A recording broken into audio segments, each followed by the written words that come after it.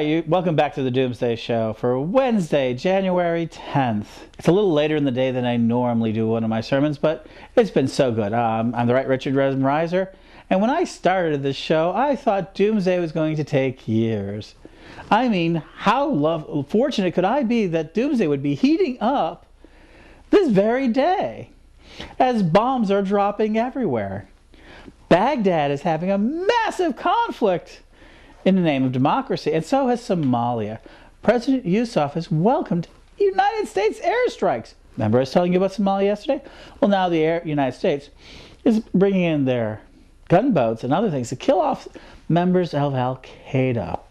And President Yusuf, the president of Somalia, who's trying to hold on to a stable government for the first time since 1990, said the United States had every right to enter the country to go after the terrorists who bombed Tanzania and Kenya. And we're hoping today that those personal terrorists to do so. So yesterday's prayers that everybody asked to vote for the Somali people, guess what? It helped bring even more doomsday upon them. Because after all, what's more frightening than American planes in your skies? Ask anybody who's been underneath it. But today I'm going to talk about a wholly different subject. I'm going to talk about reincarnation. Everybody asks me, says, so I believe I'm a good Christian, I'm a good Mormon, I'm good at this, and I believe that we live life once and we die.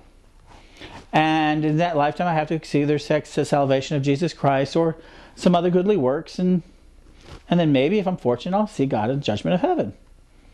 That's a perfectly reasonable attitude. After all, why would anyone want to come back here after being through here once? See, one of the things is that after you leave Earth, you suffer this insufferable period of time between the time of your death and the actual complete and utter destruction of the Earth, we call Doomsday. After all, we don't want to know, how long it's going to be. And it's already been 6,000 years that lime's been forming, ever since Adam and Eve left the Garden of Eden. On November 10th, 4004 BC, according to our good Bishop Usher. But that digresses from our main point, which is the idea that some people like Hindus and Buddhists believe that if you're not good enough to return to God, in their form of God, then guess what happens? You get sent back here. That means if you're a believer in reincarnation, all those people who got wiped out by the tsunami are being born as babies, maybe in the same area, maybe somewhere else. Let me explain this to you, concept. Reincarnation is the belief that our core essence, our soul, the one thing that makes us a creature of God or deity, Atman, or Atman, is what some people call it, the soul, the kernel that's within us, spirit, all sorts of things, and that it lives within us for as long as we live. And then when we die, it goes into the line before heaven to be judged by God. Well, in other religions, they believe that it might come back to earth and float down to be reborn. And the better you are in one life, the better your life is next. Wow, what an exquisitely terrible concept.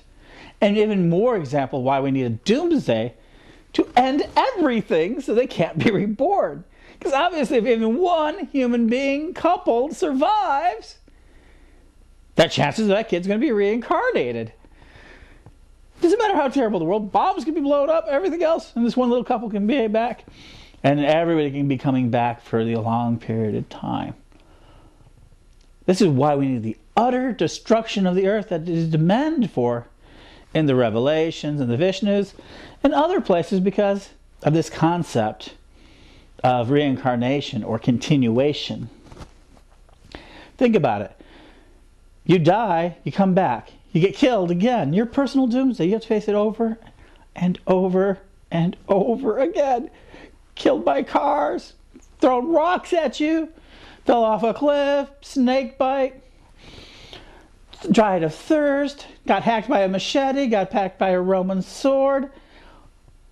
I can't think of a more exquisite torture to inflict upon a soul than to force it to come back again and again into this sinful, imperfect world.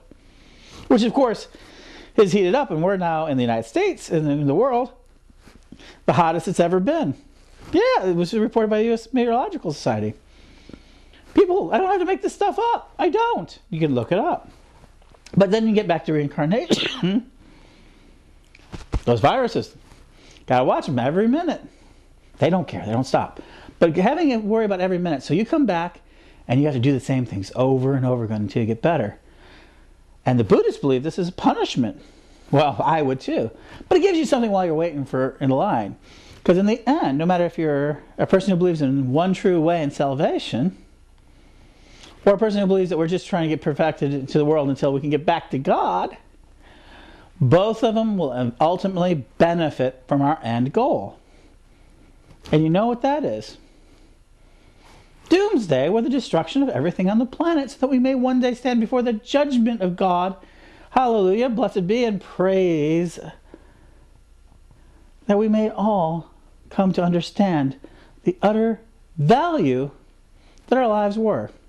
But then, of course, we're going to have a whole eternity to think about that.